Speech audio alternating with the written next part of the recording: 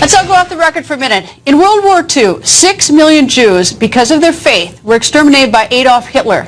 The cruelty was breathtaking. And it was only after 6 million were executed in ovens and worse that many nations finally stepped in to take down Hitler. But why did it take so long before the world finally stopped Hitler? Many said they did not know Hitler had these extermination camps. They had no idea. Yes, of course, there was no internet, no Twitter, no Facebook, no cable news. It was a very different time. Which brings me to now and to ISIS and Christians. We have proof, video proof. We have no excuses. ISIS is killing tens of thousands, including Christians, only because of their faith. So our generation, my generation, can either bury its head in the sand while the brutal beheadings continue, or we can stop it.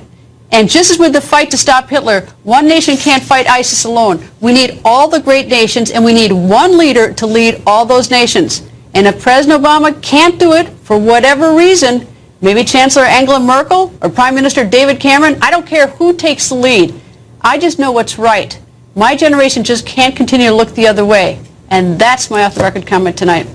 Just as we see American leaders getting more and more evil so as to instruct or indoctrinate the people as to the need for a only approved national religion, we see the same thing happening globally with the killing of Christians by the Vatican-inspired and controlled Islam. Not to mention, of course, the many wars, disasters, and immoral activity that has not only been embraced in most areas, it has been legalized so as to squash, or at least try to squash, all spiritual opposition.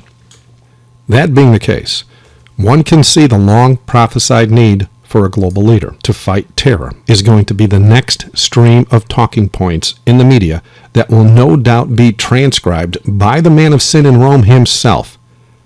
The woman in the video says this at the end. She said, just as with the fight to stop Hitler, who, by the way, was just following orders of the Vatican, one nation can't fight ISIS alone. We need all the great nations, and we need one leader to lead all those nations. Truth is, this was prophesied. She is literally sparking the interest of all her viewers to step up and demand a global leader for the world.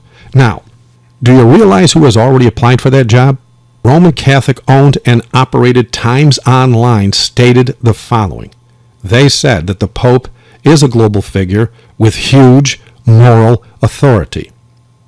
And since ISIS has repeatedly been declared a religious war in the mainstream media, their choice for a global leader who will gather all the nations together to fight them will have to be not only moral, but religious to boot.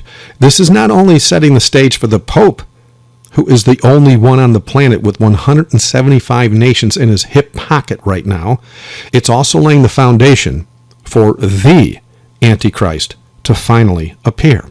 Now, do you see why the prophesied man of sin in the Vatican throughout history has always pushed their church politically forward over the centuries as the moral authority on earth, no matter how decadent their fruits have been? At present, almost 100% of all nations have literally bowed to the Pope, some on camera no less, so as to declare him their moral leader today. It no longer takes a large lump of gray matter to see the writing on the wall here.